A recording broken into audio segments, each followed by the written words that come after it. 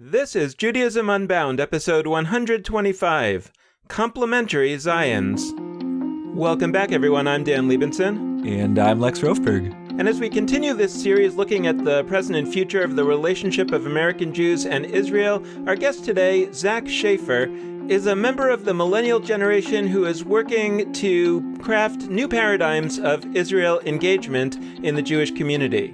In his current position, he works to build the capacity of Jewish professionals and activists to talk across ideological, generational, and religious divides. Zach works with Jewish federations and Jewish community relations councils to deepen their relationships with progressive, millennial, and non-Jewish communities. He's spoken around the country on topics including empathetic advocacy, civil discourse across divides, countering the delegitimization of Israel, Zionism, and engaging millennials. Zach is also the founder and chairperson of the Brooklyn Young Democrats Jewish Caucus, and he's a board member of Friends of Roots, an Israeli-Palestinian shared society movement. And in 2015, he was honored by the Jewish Educators Assembly as one of 20 emerging Jewish leaders in their 20s from the greater Philadelphia Jewish community. Zach Schaffer, welcome to Judaism Unbound. It's so great to have you. Thanks for having me. Good to be here. Great. Well, we're really excited about this conversation because there's definitely a typical story that's told in the Jewish community about millennials these days. I guess all days because millennials are these days. But there's a story that millennials really are, as a group, not feeling connected to Israel. And I think we really wanted to talk to a millennial who doesn't necessarily feel that way and who potentially can help us get a window into a group of millennials that are very different from the group that we tend to be told about in these various studies. And I just wanted to start with a little bit of getting your perspective on how you look at the story of Israel today from the point of view of yourself and also sort of other millennials with whom you interact. I do think that there's sort of this assumption in the Jewish community either that millennials are anti-Israel, disconnected from Israel, and more sympathetic towards the Palestinian people than the Israeli people. But then alongside that, I think in our education with millennials, we act under the assumption that young Jews will love Israel because their parents love Israel. And we teach them to defend Israel, but we often forget that we need to first have the discussion about why they should be invested in Israel in the first place. And I can say that my first engagement with Israel was through the Jewish community, of course. I had visited Israel in high school. I met with the organizers of Operation Moses and Solomon, two airlifts of Ethiopian Jews that brought them to Israel and saved their lives. And for me, I saw that Israel was a place of refuge, a place of dignifying protection, and a place where Jews could go if they had nowhere else to go. And that was a powerful sentiment as I first began to have a relationship with Israel, but I realized that it was a negative value, and I was looking for a more positive vision for Israel, a stronger way to connect in an affirmative way, in a forward-facing way. And that's actually where I found Zionism, and I think that the conversation around Zionism is a way to reconnect the older and the younger generation in a discourse around Israel that makes sense, that's coherent, and that's unifying.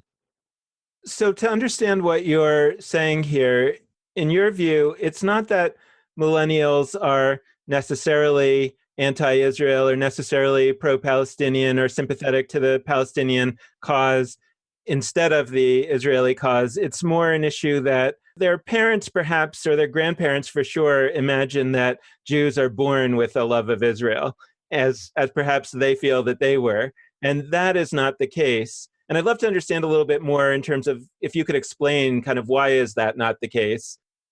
I think one way to understand the schism between the two generations is to look at the socio-historical conditions of the Jewish people 50 years ago compared to today. The foundation for a relationship with Israel could be assumed in my parents' generation when our grandparents were Holocaust survivors and their parents were Holocaust survivors, and anti-Semitism around the world was something that was very real for them. So Israel as a place of refuge was something that was assumed and was a cornerstone of Jewish identity. What we're seeing now is that Israel, which was once the great unifier, is actually now a divider. It's something that rather than anchoring the community together is really tearing us apart, because Jews my age have grown up in a time where they look at Israel and they see 50 years of occupation, they see suffering, they see a large wall separating two people, and whether or not all of this is true or all of this is the whole truth, all of this is the reality in which they view Israel. And what we need to start doing is, A, we need to stop assuming that all young Jews hate Israel or lack a historical understanding of Israel and Zionism. But B, we also have to stop assuming that they have a love for Israel. And I think what we really need to do is change the way that we engage in education and advocacy, and certainly the way we engage in intergenerational discourse. Today, I think so much of Israel education is reductive and shallow, and it operates from a prism of fear, because people in my parents' generation looked at Israel from a fear-based lens in many ways. And I think today in our education and our conversations, we need to hold a space for complexity and depth. We need to operate out of a prism of curiosity. And we need to engage in what I would call brave and fearless education, one that allows for self-reflection and critique, and one that really allows for tough questions to be asked. And I think right now our communities are struggling to have a conversation because my generation is having a very different conversation than my parents' generation. I especially appreciate your naming of a few words that are, I think, really big ticket buzzwords in the realm of Israel in American Jewish life. And specifically, I'm thinking of education and advocacy, which you cited. And I guess I'd love to hear from you more about what you would define as goals of Israel education on the one hand, maybe what you perceive many communities think the goals of Israel education are, and what you would presume might be better or different goals for Israel education, and also what are the goals of Israel advocacy, which is also a component of many Jewish communities' relationship to Israel. And most importantly for me, I mean, this is my take and you can push me on it or agree with it, whatever feels right. My biggest take is independent of Israel education and its goals and Israel advocacy and its, what's most important to me is that they are understood not so much to be the same thing. And that we recognize that there are separations whereby the advocacy of any kind, whether one wants it to be through a particular organization or through a particular ideological lens, it really should be based on an education that's been built as a grounding and not just sort of assumed without a base of education. So I'd love to hear a little bit more from you about Israel education and Israel advocacy, how they intertwine, how they don't. One of the words I like to use when I talk about Israel is Israel engagement. So not just education or advocacy, but how can we better engage with Israel? And I think that subsumes both. Advocacy can very often be seen as indoctrination. When we talk about advocacy, we're telling people what to say. We're telling people how to say something. When we talk about education, we're talking about why. And one of the things I realized is that I was given Israel advocacy training before I was given serious Israel education. And I think back to my college Israel advocacy days, I was involved in just about every campus organization there is. And I was given the case for Israel. I was given myths and facts, which talks about the myths of Israel and how to rebut them with facts. But I was not given an affirmative case for Israel and Zionism. I wasn't given a Zionist education. I wasn't given Der Judenstaat by Theodor Herzl. I wasn't given speeches from the Zionist congresses. I wasn't given Katz Nelson and Alkali. And I found that we have to start with education. We cannot just start with advocacy. We have to start with the why, with the reason to be engaged in the first place before we move on to the what and the how. And I found that in many ways, because of that, we've taken the heart out of our advocacy. So we throw so many talking points in textbooks at students, at our younger generation, that they just walk away. Advocacy is less of a passion and more of a pain for many people. And I think what we need to do is help Jewish students, help Jewish young people build an affirmative sense of identity, a relationship with Israel. And then through that relationship, they'll find a way to meaningfully advocate that is true and sincere to them, and that fits under the meta values of the Jewish community and of the Jewish diaspora and Israel relationship. And the one thing I want to add to that as well is that I think right now Israel engagement is focused more on crisis management. And I think we need to find something that's more grounded and more prophetic than simply responding to crises. Right now, I think what we need to do is go back to the larger question about the work that we're doing and ask, how is this invigorated by a coherent vision of a meaningful and unified Jewish destiny? How can we do Israel advocacy and Israel education in a way that's not just demoralizing and in a way that's not utterly inconsistent with Jewish self-understanding, with Jewish aspirations, and with understanding the tension between the universal and the particular, the tension between a young Jewish community today that is cosmopolitan, assimilationist, and that doesn't like the idea of nationalism, of chauvinism, of a state that they see as exclusive. How can we better have that conversation in a way that's really grounded in Jewish self-understanding as to what the answers to those questions are? And I think until we really work on a new model for advocacy that isn't so misconceived, a new model for education and engagement that isn't so misconceived, we'll never actually be able to be effective advocates. One of the things that we've really explored in the last few weeks is the question of whether, and I think it's sort of how you framed it, that this kind of drift away from Israel by young American Jews is kind of natural. It's kind of to be expected. It's that after a long period of time, even though it's kind of shocking to folks who remember the moment of its founding and the context that led to its founding, it's shocking to imagine that in such a short period of time, people could drift away. But we also are seeing a lot of shocking things happening in a short period of time in our world today. So what ought to be the nature of the relationship of the American Jewish community and Israel moving forward, and how can that relationship really be built and sustained as there's this parallel process of the natural drift apart of any two communities that are geographically and otherwise distant from one another? Dan, when I hear you ask that question, I think a larger question actually comes to mind. Ahad talked about Israel as the nucleus for the Jewish world, a spiritual center that we would feed off of and from which we would learn. And I think for many American Jews now, the idea of being reliant on the state of Israel or the idea of living in a diaspora community is something that hurts them. How do we reshape, reform, re-understand Zionism in a way where we can appease the sentiments of many Americans who look at Zion and also look at America as centers of Jewish continuity? How can we make it so that America and Israel are not competing Zions, but are complementary Zions in some way? How can we make it in a way that the state of Israel accepts and respects the American Jewish community as a legitimate enterprise that has a future and that should exist, that can exist, and that is enriching Jewish civilization without competing with that? And I think it's trying to find that way for that mutually interdependent relationship to exist. And that's a conversation that I think we're certainly struggling to have. What does it mean to live in America when there is a Jewish country, but you feel like that country might not be your home? Is that okay? I think these are some of the questions we need to be asking. But again, sometimes advocacy is not so far away from indoctrination, and we make it hard to open up discourse, to open up dialogue, to allow room for self-critique. And there's a real trauma and a real insecurity in the Jewish community, I think, to ask the hard questions, because there's a fear of where that might go, or there's a fear to challenge that status quo. And I think we need to let go of that fear and be a little bit more brave in the way we have conversations and in the spaces we create for our education and engagement. So, Zach, I think it would be really interesting to get your take on something that's come up numerous times so far in this series, and that I think it's sort of like where I'm ending up as one of my focuses, which is that can we just talk to one another and make sure that that remains open no matter what happens?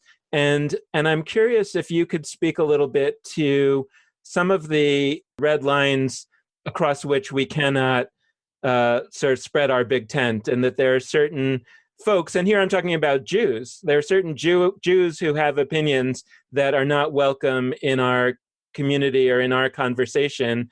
And what I think is problematic about that is that kind of restriction on speech is particularly egregiously heard by young people, I think, and in particular at the university, where it's contrary to the entire spirit of the endeavor. And so it just seems like a tactic that, even if it had some kind of justification, it doesn't work. And in fact, it's kind of having the opposite effect of driving people further away, because people who actually are not across those red lines feel like they are. And so there's that whole part of it. And then the other part of it is the even more affirmative kind of viewing as an enemy groups that are engaged with Israel, but in a way that people don't like. When you tell someone they don't belong at your table, they're going to create their own table. And that's where you start to breed competition and aversion and hostility within the Jewish community. I do think that organizations exist for different reasons. They have particular values and particular visions. And I also think that we need to be able to recognize the larger communities of which we're a part. So an organization, I think, certainly has the right to say, these are the representatives we want on our board or we want in our room, but you need to do that in a way that still allows for inclusive dialogue, for pluralist discourse, and it still allows for dissenting views to be in the room. I work for a major Jewish organization that, like every major Jewish organization in this country, draws a pretty strong red line where the boycott, divestment, and sanctions movement begins, and organizations that support the BDS movement. Now, I was recently at a Limmud conference in New Orleans, and a Limmud conference is interesting because at these conferences, there are actually no red lines. Every single voice and person is welcome at the table. And I was giving a presentation on reclaiming Zionism as a progressive cause, something that certainly sounds provocative and something that sounds like we won't be able to bring people in support of that, right? Like that is going to alienate, that is not going to unify, to talk about Zionism as a progressive cause. And there were people in the room from the local Jewish Voice for Peace organization, an organization that protests literally outside of my office, an organization that supports the boycott, divestment, and sanctions movement. And after I spoke, one of the leaders of JVP, of Jewish Voice for Peace, came up to me and said, Zach, you didn't speak the way I thought you would. And I said, what did you mean by that? And essentially, he had seen me as an abstraction of the institution for which I worked. He saw me as a stereotype, as a caricature of the enemy, of the other. And very quickly, when we had a conversation, and he very well came to that meeting to protest and to rebut and to argue with someone who was coming to talk about Zionism in his community, when we sat down and had a conversation, we were actually able to find many areas of agreement. We were able to find many things that we agreed about when it comes to Israel, when it comes about the Jewish community, and we were only able to have that conversation, what I would call a very productive conversation, because I was not the stereotype that he was expecting to see. And I think what that teaches me is, now I certainly that does not mean I need to invite him to come sit on the board of my organization, or that I have to change the values of my organization so that he would feel totally welcome there or totally in agreement with that. But I think we should be able to have inter-organizational, inter-ideological dialogue and conversation about Israel and about Judaism in a way that we're not able to do now. And I think I've said this a couple times, but one way to do that is to create a meta-narrative or a meta-framework of values that we can all agree on. And I think the source for that is actually to look at Zionism and to say, how can we disagree with one another without me feeling threatened? And that's really what it is. I think much of the mainstream Jewish community feels very, very threatened, and we have a reason to feel threatened, and we have a reason to feel traumatized, but we feel very threatened by people who support certain ideologies or who say certain things that we think threatens our safety or threatens the existential security of the state of Israel. So how do we have a conversation with those with whom we disagree without feeling threatened and without feeling the need to alienate and ostracize? And I think that's the conversation that I'm working to have and that we all need to be working to have. I'm really curious to think a little bit more about the Limmud story of this interaction that you had. And it brings up so many questions for me. The first is that I think you're totally right to mention and name directly that for many folks, the institutional Jewish community, the Jewish establishment, whatever term we're going to use, it is sort of this abstract caricature such that people who are within it are not granted the individual identities and an interesting differentiation from one another that we would grant in many other contexts. I think that's totally true. And it's something that those of us who are involved in one way or another with Jewish forms of activism or agitation towards those communities, towards those mainstream communities. It's something we need to really recognize and improve on. The other piece I would say, and that I don't know that you would disagree with, I think you may agree very strongly with this, is that goes in the other direction too.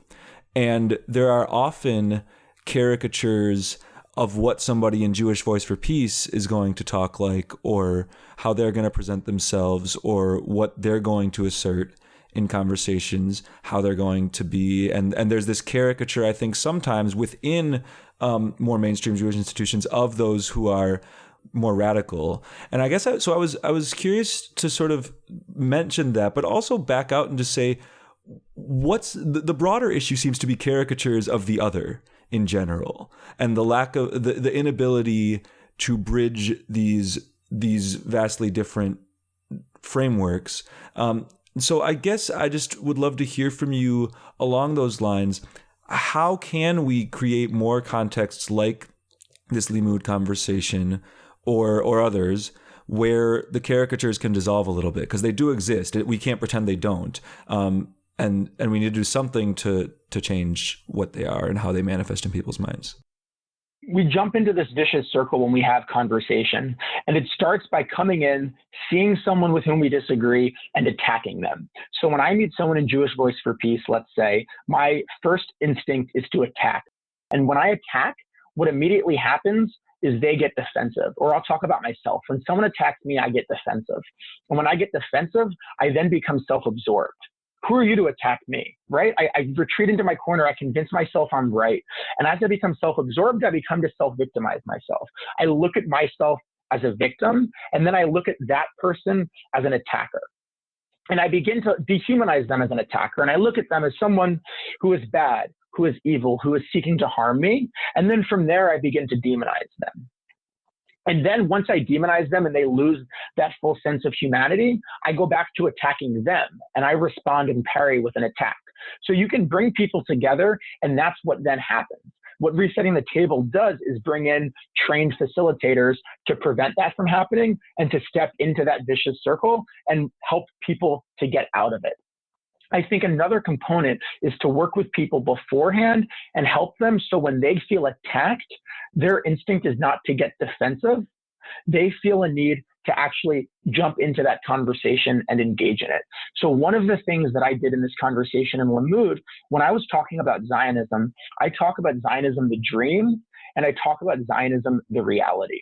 And I think that's a very much an important piece of this conversation, because what I was able to say in that room is that the Palestinians are suffering, that this conflict is complicated, that Israel is not perfect, that I support Palestinian self-determination and aspirations, and that I spent a lot of my life trying to support peacemaking, reconciliation, shared society work, and justice for Palestinians and Israelis. And that's not something he was expecting me to say, or that he was expecting to hear. And I said, when I'm a Zionist, I'm talking about my dream and my aspiration for what Zionism should be. I see Zionism as Jacob Katz-Nelson defined it, an aspiration towards morality and beauty. And I see it just as that, an aspiration. And I want to work toward that. And I said to the room that if you believe that the Jewish people are a people, have a right to self-determination, and if you believe that Israel exists, it should exist, it will continue to exist, then I want you to be a part of this conversation with me. And it's not debating about where Israel is today. It's debating about where Israel should be and why Israel should be there and what we should be doing to help Israel get there. Can we talk about what is the positive story about Israel for millennials and for, let's say, the generations coming forward when the occupation has already been going on for over 50 years? It's not a temporary thing anymore. I mean, it's over twice as long as Israel existed before the occupation. So it's really kind of a clear feature of what Israel is today. And we have no idea if or when it's ever going to end. And so I think people are saying, well, how do I feel about Israel given that, number one? And then I think the other piece is that there are all sorts of problems in terms of religious pluralism and Jewish pluralism in Israel that people, I think increasingly, and I think they will increasingly feel, look, I mean, if I'm not able to even go to the Western Wall and pray in the way that I pray in my synagogue back in America, if I even go to synagogue, then all the more so, like, this isn't my place, right? This is not, so it's a place that I might wish well to in some way, and I might wish the people well, but it becomes increasingly sort of not my place. And I guess what I'm asking is, like, how do we talk about this in a way that helps those folks to say, like, yeah, but this is still a place that you should have a strong connection to, and that, for example, you should work hard as you do, I think for peace. I think what you're addressing is what I would call the story of shattered dreams. For many American Jews of a previous generation, Israel was an extension of that American dream. It was this shining light on a hill. It was something that we could champion and that we could love, and it fulfilled every aspiration of the American Jewish imagination. It was a completely satisfying place. And now we're not living in an age of dreaming. We're living in an age of reality. That dream has now come true. And one of the things Amos Oz wrote in one of his books is the only way to keep a dream intact is to never try to fulfill it. And here we have a dream that is being fulfilled, a dream that is being attempted to fulfill. And Oz also wrote in that, a dream come true is a dream that becomes worn, that becomes shabby, that leads to disappointment. A house is never as beautiful once built as it was in the picture book, right? A poem or a novel is never as good as it is in someone's mind. A garden is never as beautiful as the plants that you imagine will be planted in it. And I think right now, we need to address the schism between the dream, the aspirations, the hope, the future, and the present, where we are today. And I think it's very, very hard for a generation that dreamed of a Jewish state that was perfect, that was beautiful, that was flawless, to recognize that that dream, as it exists today, is not what it was in their minds. And that's not to say that it is not an incredible achievement. It is not to say that it's not something that we shouldn't appreciate, that we shouldn't love, and we shouldn't long for. But it is to say it's not what we thought it might be. It is to say we need to wrestle with that difference, and we need to learn how to have a conversation with someone who never had that dream. My generation did not grow up on the dream of what a Jewish state could be. We did not grow up on the aspirations of what we wanted a Jewish state to be. We grew up in a reality, as you're saying, of a Jewish state which was flawed. Yeah, one piece of this that I have been wrestling with a lot. So the framing of this whole unit of episodes for us, and the framing very frequently around conversations related to Israel, is the relationship, the word relationship between America and Israel, or American Jews and Israeli Jews, or some version of that. And so I've been reflecting on the nature of relationship.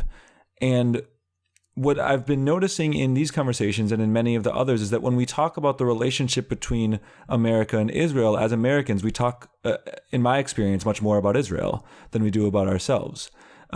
Which maybe that's good. Selfishness is not always the most aspirational virtue, but I think there's a lurking piece of this that's actually, in terms of why millennial Jews or others might feel distant from Israel, which is not always addressed, which is Israelis wanting a relationship, but one in which Israel is cherished and perceived as this beacon of hope and fantasy in the future.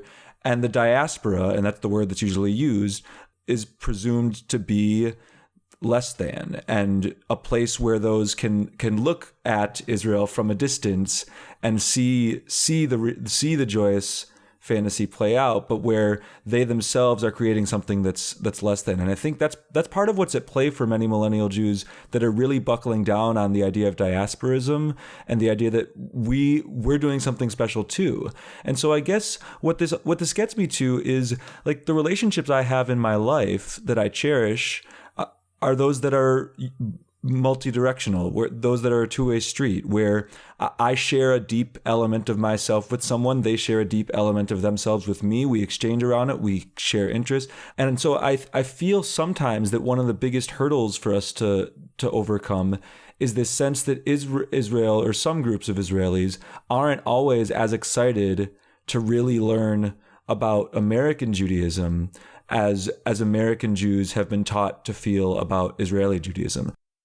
This brings me back to Genesis 12, 1 through 3, actually, where there's two parts of this section. The one is to go forth and be a blessing. The other is to be a great nation. And I think this actually represents in some ways the two conversations that our communities are having. Each group is only reading half the passage and missing the other imperative. And I think this is a duality with which we must wrestle. I think for many people in Israel, they read that and they jump to the imperative to be a great nation. And I think for many people in America, we read that and we jump to the imperative to go forth and be a blessing. And they look at the diaspora as that blessing. They recognize that Jews sat at the river in Babylon and wept for Israel, but they also realize that the diaspora has existed for thousands of years. And even when the Jews were back in the land thousands of years ago, many Jews, in fact, most Jews still remained in exile willingly. They contributed, they gave money to rebuild the temple, and they played a role in Israel, but they still remained in the diaspora. And there's that duality where American Jews are out there trying to be that blessing, I think, and Israeli Jews are in Israel trying to be that nation. And we realize that if we want to take the imperative of Genesis, of Judaism seriously, we need to work on both of those. And we need to see both of those imperatives as complementary and as equally important. And then that being said, we need to find a way to preserve Jewish identity in the diaspora. And I think that the Israeli people, the Israeli government needs to see that as something that is important too. How can we have a transnational, spiritual, religious, ethnic, and so forth community that has ties, that has a common homeland and territory, but where people outside of that territory have autonomy? And when they come visit that territory, they feel like they have equality and they feel like they're being included. And I think that this is a very profound idea that we need to advance. And I'm not sure that it's something that we are talking about. We need to begin to understand American Jewish identity in a way that doesn't situate itself exclusively in relationship to Israel. And we need to understand a Zionism that doesn't situate itself exclusively in the creation of the state of Israel. Again, Zionism was about strengthening the Jewish people, about unifying the Jewish people, giving us a sense of political existence, giving us the capacity to fulfill the religious commandments in the land of Israel where they can be fulfilled, and giving us a sense of existential security and of empowerment and of emancipation. One of the ideas behind Zionism as an emancipation movement, as a liberation movement, was again, not just about political ideology, but about cultural awakening. It was about creating that new Jew, or that muscular Jew, as you were saying when you talked about that muscular diaspora. It was about giving a sense of dignity, self-respect, and an ennobling spirit to the Jewish people. So we saw ourselves as people who didn't deserve the fate that we had been served, who wanted to take destiny into their own hands and to achieve a better future for themselves, who were given a lousy deck of cards and who turned them in for a new hand. And I think Zionism sought to do that for all of the Jewish people, wherever we are. And that the diaspora community, as you talked about a muscular diaspora, I think if we actually begin to study Zionism once more and to internalize the literature, the philosophy, the values, the aspirations that Zionists talked about, we'll actually act a bit more muscular. We'll have a bit more of the self-respect and the command of our voice and of our authority to advance what we believe and to engage in that discourse with Israel. And I also think you were saying we tend to tell young people how great Israel is. We're not understanding what the actual story of Zionism and of Israel is. That is a very shallow reason to support Israel because of the cherry tomato. Because Israel is a liberal democracy. There's lots of democracies in the world, and there's lots of countries that have created small fruit and vegetables.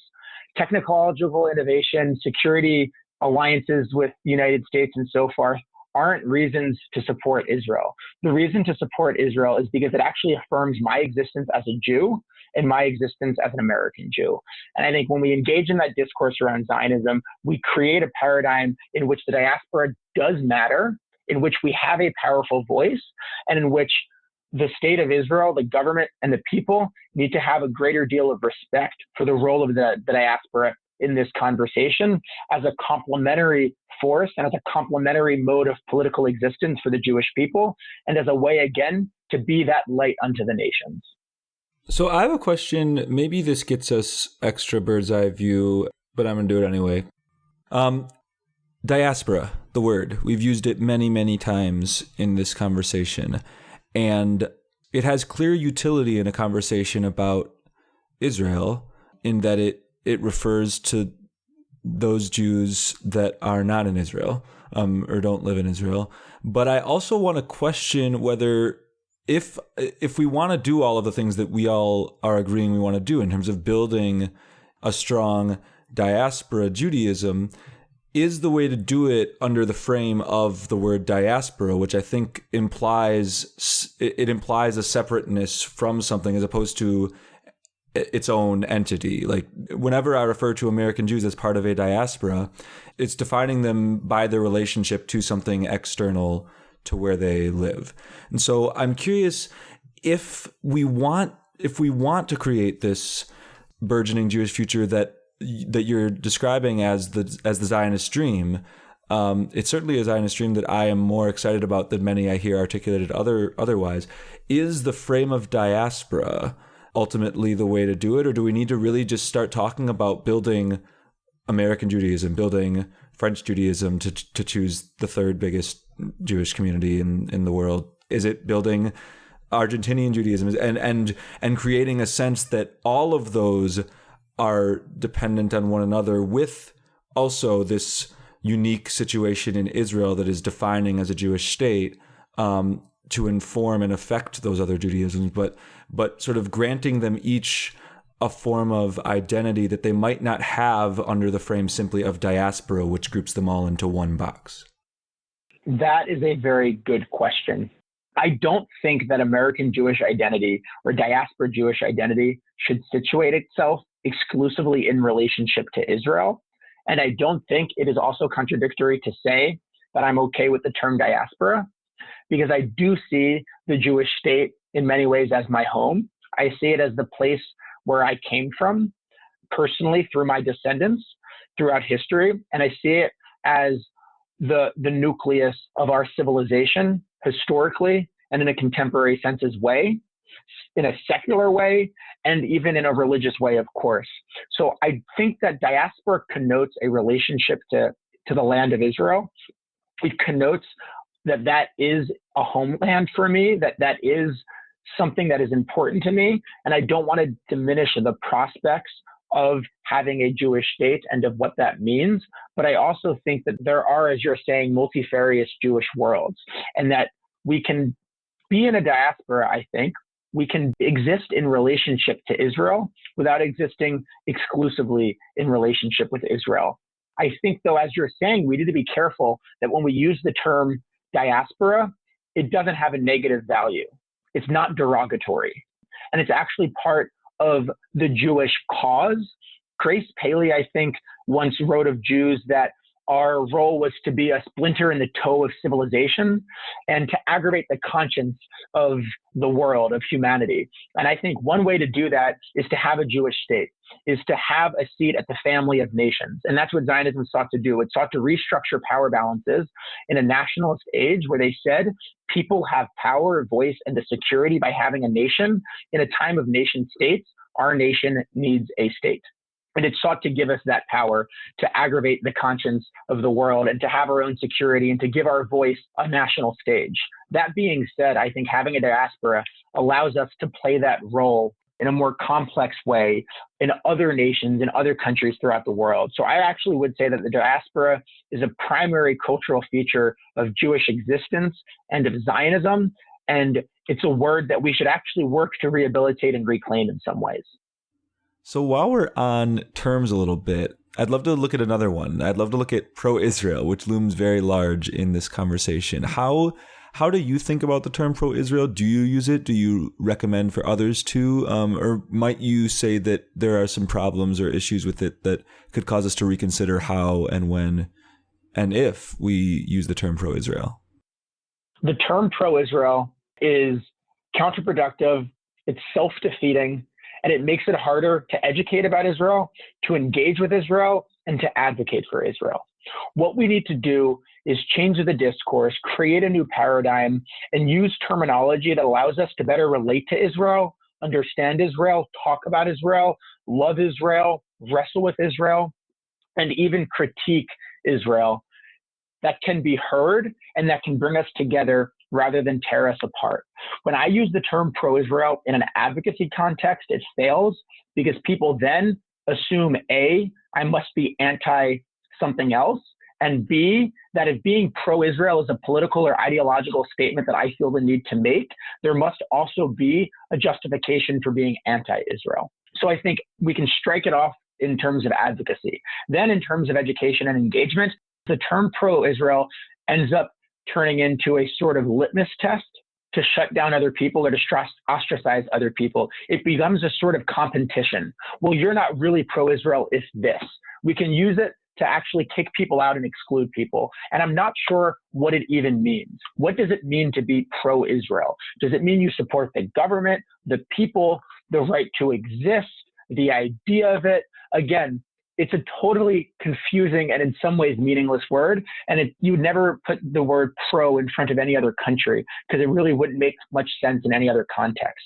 So I think we have an issue because we get into a debate in our community about this organization isn't pro-Israel enough. This person's too pro-Israel. This person's not pro-Israel.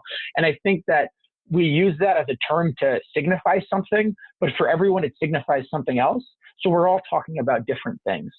I think we need to find new terminology, and perhaps one of the words that we can be using is Zionism, or perhaps we need to tell people that we simply refuse to use any one single word to describe how someone relates to Israel, and we'd rather engage in a more nuanced conversation about it.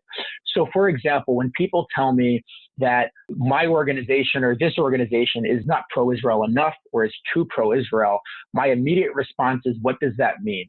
What would you like them to be saying? What are they saying that they should not be saying? How can we have this conversation? I think what we should be talking about in a community is coming together around a discourse where we can all say, we support the right of Israel to exist. We believe in Zionism. We believe that the Jewish people are tied to some part of that land and have a right to have a political existence and sovereignty in some part of that land. And let's have a conversation about what that means. Let's say you are a person who really does feel a connection to Israel and doesn't want to be rejectionistic about Israel, but wants to say, what can I do as an American Jew who doesn't want to make Aliyah and move to Israel to say that this has to change? Otherwise, I can't say that my great-grandchildren should continue to feel connected to this place if this situation has continued for 100 years. So there has to be something that we can do to try to help Israel become that place that we dream or hope that it could be. And then there's a lot of sense that whatever folks want to do, if it's hard-edged tactics, gets slammed down by many of the legacy institutions. So thinking about something like boycott, not the BDS movement, but something like boycotts, which are, again, effective protest techniques often used against entities that you think actually do have a redeeming value, but because that's being lumped in together, any kind of boycott is immediately called supporting BDS and therefore put you out of the community. People aren't sort of able to really have a toolbox of ways that they can try to have a serious impact. And therefore, I think they give up and they say, well, I guess I'm either checking out or I guess I'm in support of the other side. And I think that's a tragic situation. And I'm just wondering if there's any way that we can restructure and reimagine the idea that there can be strong American Jewish protest movements against what they see as these very pessimistic and frightening directions that may be going on in Israel without having to sort of turn that into a situation in which they're kind of understood by the legacy institutions as kind of enemies or really unfortunate results, and vice versa? Like what's actually okay for them to do? I think what we need to do is make sure that we're having an exchange of ideas and we're having genuine discourse across divides, and that we let go of the fear that listening to someone else's narrative, giving them a space in a conversation to share something that's antithetical to my narrative, to my identity, or to my own understanding of Israel or Judaism, that to do that, I have to abandon who I am, what I believe, or how I see myself. While I find the boycott, divestment, sanctions movement to be something that is anti-Israel, that contains lots of elements of anti-Semitism, and that is very harmful to the Jewish community, to the Jewish state, and ultimately to Palestinians, and to a just peace and future for justice and prosperity for Israelis and for Palestinians. When I hear someone tell me they support the boycott, divestment, sanctions movement, I repress the urge to try to attack or belittle or undermine or denigrate, and I ask them why.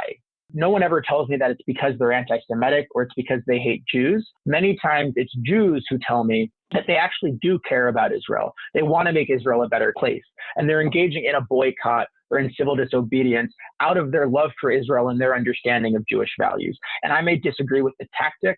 I may disagree with the approach. I may even see it differently than them and think perhaps they're a bit myopic. They're a bit narrow-minded. They're ignoring the facts. They're interpreting this through preconceived conceptions and perceptions and interpretations that are off base. All of that being said, I can still see them as someone who's trying to approach this with some compassion, with some sympathy, and with some goodwill. And I approach them from that place. I have found many people who protest what I do and my organizations and the things I say would come work with me hand in hand to support funding opportunities for Israelis and Palestinians to go to camps together, to have contact with each other, and to work together. So what I say to my friends is, whether you support a one-state solution or a two-state solution or a state of Palestine or a state of Israel, whatever your end political game is, none of that will be possible until there's an infrastructure for coexistence and a goodwill between both peoples, until we start to get past the levels of mistrust and fear and anxiety and have two people between Israelis and Palestinians who trust each other, who are willing to take a risk for peace or for justice, who are willing to take a risk on security because they think they can and they can still be safe. No political solution will happen until we find what we can do today to make any political solution possible. And I find that from the far right to the far left and everywhere in between, I can typically get people to come together around people-to-people work that de-escalates tensions, that de-radicalizes those prone to violence, and that brings people together for trust building and mutual cooperation and the ennobling of both peoples and economic ties between both peoples. So I think very tangibly, what I might end with is a proposal to those on the left, those on the right, those who are in legacy institutions and those who are boycotting them, to come together today around ways to export reconciliation and coexistence to our community and to import it over there, where we're trying to bring people together.